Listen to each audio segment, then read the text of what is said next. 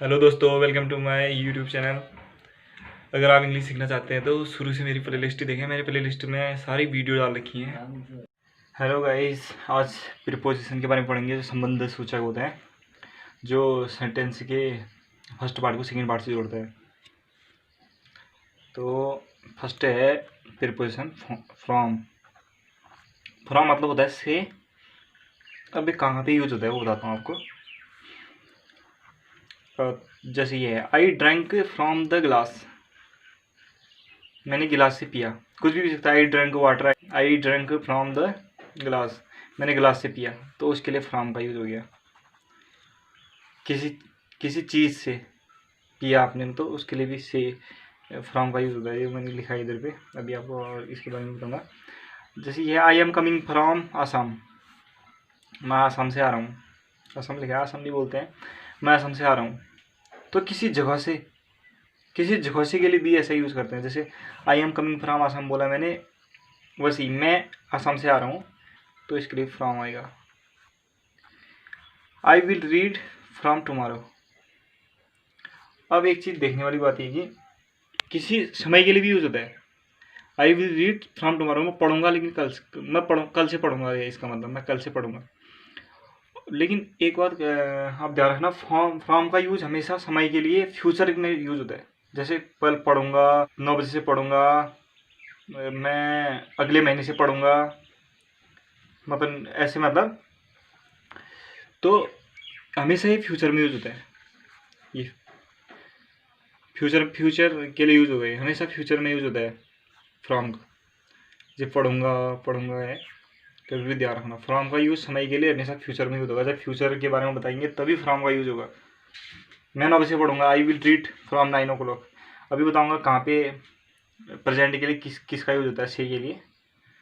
तो फ्रॉम के लिए मतलब मैंने बता दिया। जैसे मैंने गिलास से पिया, तो किसी चीज़ से, तो उसके लिए भी से आएगा। आई एम कमिंग फ्रॉम, किसी जगह से आ रहा हूँ, तो उसके लिए भी से आएगा फ्रॉम।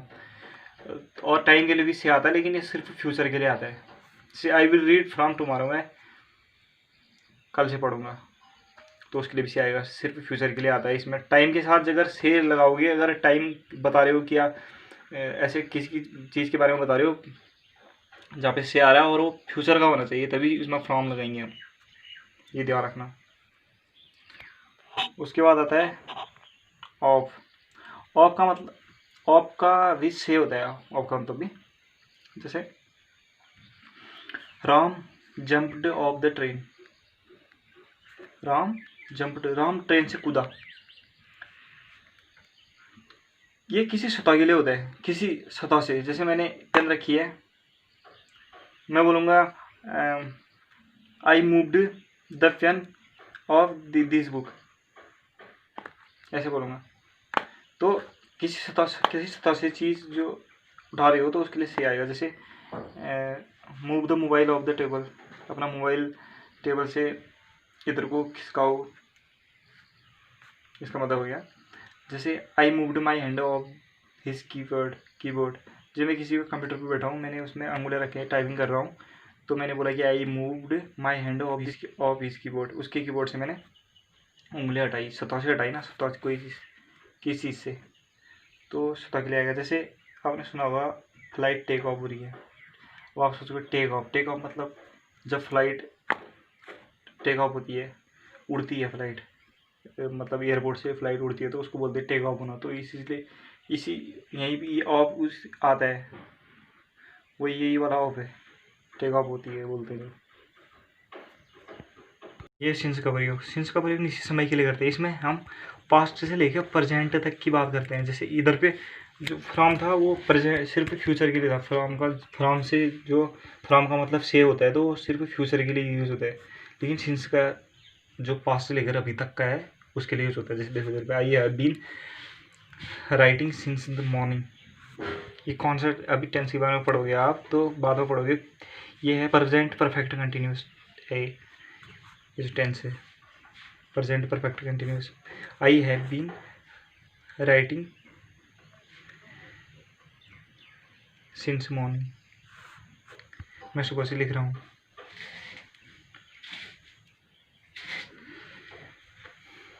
तो दूसरा एग्जाम्पल है Ram has been crying since Tuesday. Ram रो रहा है ट्यूसडे से, मंगलवार से रो रहा है राम। तो ये पास्ट से लेकर, पहले से लेकर प्रेजेंट तक की बताता है, प्रेजेंट तक के बारे में बताता है।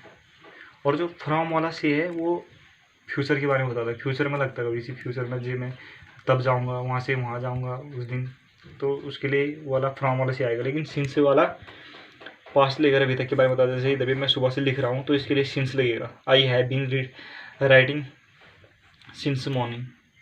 Ram has been crying since Tuesday. Mohan has been playing since Monday. या Sita has been singing since afternoon, ऐसे करके। अगला है फॉर। फॉर का मतलब भी से होता है और के लिए भी होता है, के बदले भी होता है। इधर पे है जैसे के बदले। फॉर का पहले से के बारे में बताता हूँ। अभी तक हमने पढ़ा जैसे फ्रॉम में हम फ्रॉम का से हम किस में लगाते थे, फ्यूचर में, कि मैं 9 बजे से जाऊँगा, मैं मंडे से जाऊँगा या ट्यूसडे से जाऊँगा।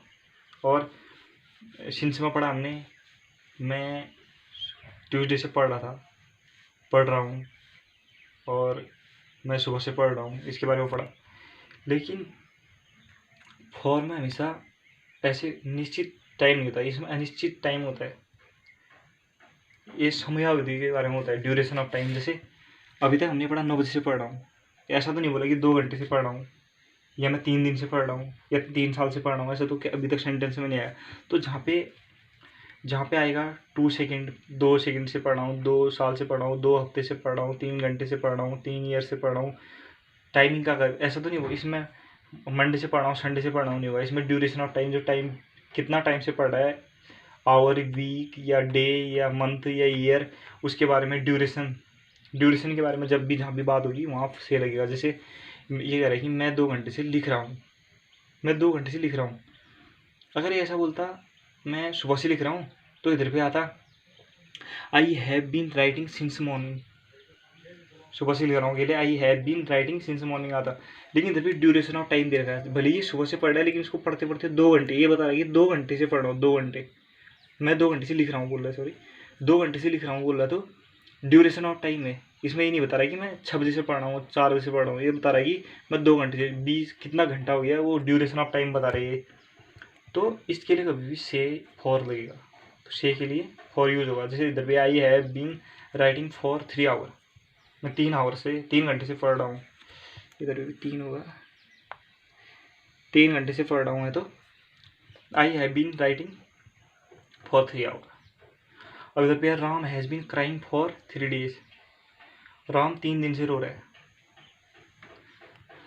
ऐसी है Sita has been singing for 3 week. वो 3 हफ्ते से गा रही है, सीता 3 हफ्ते से गा रही है, ऐसा भी बोल सकते हैं।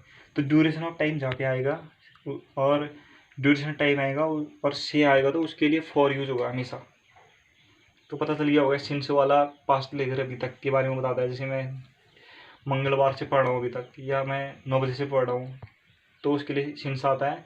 फ्रॉम आता है, मैं 10 बजे से कल पढ़ूँगा, कल 10 बजे से पढ़ूँगा, या मैं 10 बजे से पढ़ूँगा, या मैं कल से या टुमारो से पढ़ूँगा, मैं या मंडे से पढ़ूँगा, ट्यूसडे से पढ़ूँगा, मैं अगले महीने से जाऊँगा, या मैं अगले साल से ये क्लास ज्वाइन करूँगा। ऐसे मतलब जो भी है वो उसके लिए फ्रॉम का यूज होगा फ्यूचर के लिए।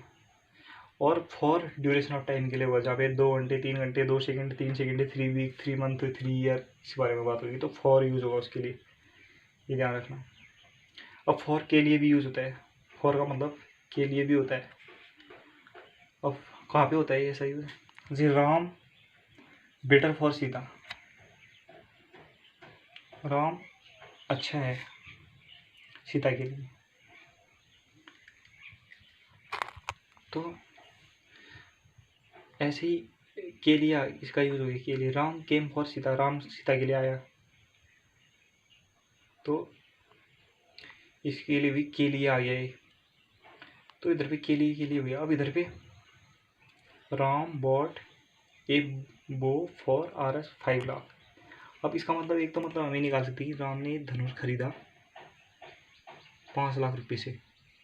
इसका से भी कर सकते हैं हम, लेकिन ऐसा भी तो हो सकता है राम ने धनुष खरीदा 5 लाख के रुपये के बदले वाला, के बदले। तो इस मतलब इसका अब के बदले इसलिए लगाते हैं हम। इधर पे हम अगर कोई बोलेगा तो राम बॉट ए वो फॉर 5 लाख, मतलब 5 लाख रुपये में उसने धनुष खरीदा। इसका मीनिंग भी ये आ जाता है कि 5 लाख रुपये में उसने धनुष खरीदा, मतलब उसने 5 लाख के बदले धनुष खरीदा। वही हो गया, खरीदना बदला तो हुआ। 5 लाख राम बॉट ए वो फॉर 5 लाख, और 5 लाख उसने राम ने 5 लाख रुपये में, राम ने 5 लाख के बदले धनुष खरीदा, या राम ने 5 लाख रुपये से धनुष खरीदा। तो उसका के बदले भी एक मीनिंग निकलता है, के बदले।